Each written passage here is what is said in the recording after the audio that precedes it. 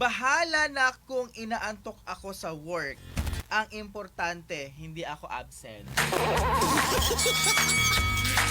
Oo, ito yung aking attitude talaga. Ako talaga ito, mga kabandera. Totoo naman, kahit inaantok tayo sa work, kung inaantok tayo sa work, mga kabandera, itulog mo lang, at least pumasok ka. Wow. Eto, maganda to. Trending ito sa mga kakilala nyo, mga kabandera.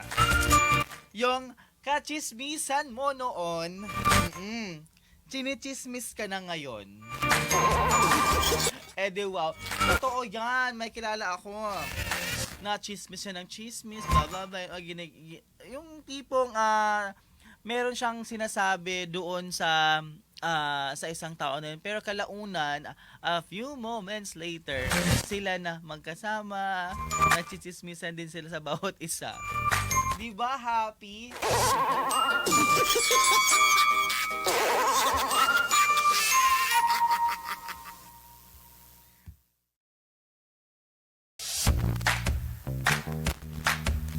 Ayan, maganda ito. Galing to kay Lord.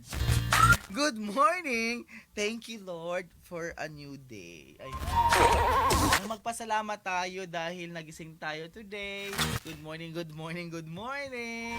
At binigyan tayo ni Lord ng blessing for this another day. At yung pasalamatan natin, yung pagising natin sa umaga. Kasi yung mga blessings, kasama na yan doon pagising ng mga umaga, na-bless ka kaagad, at tuloy-tuloy na yan. Pangit yung pagising mo, bad trip ka kaagad. Wala ka na sa mood agad. Yung tipong, uy, wait lang, ito bakit marami agad na stress ka na kaagad, tsaka na ang gising mo. Ayan, so, wow.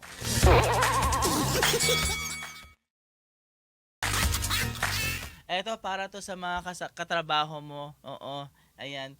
Pagpasok pa lang ng trabaho, after tying in, after and everything, ang gagawin niya, daldal muna bago trabaho.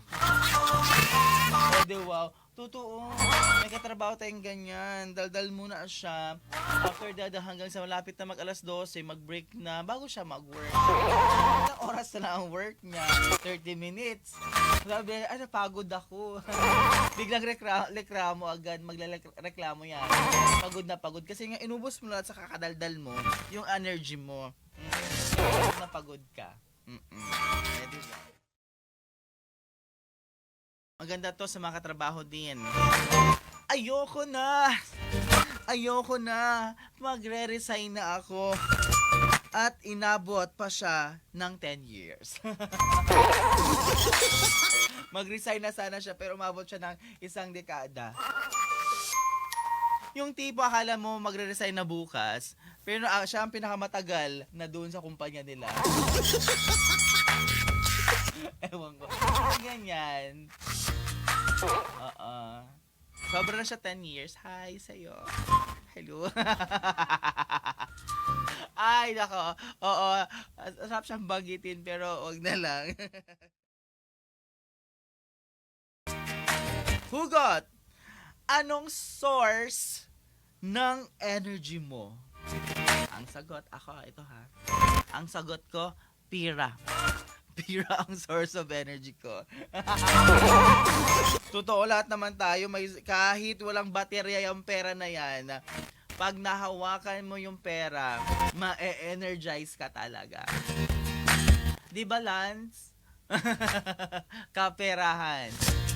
Sa mga may pera dyan, share na.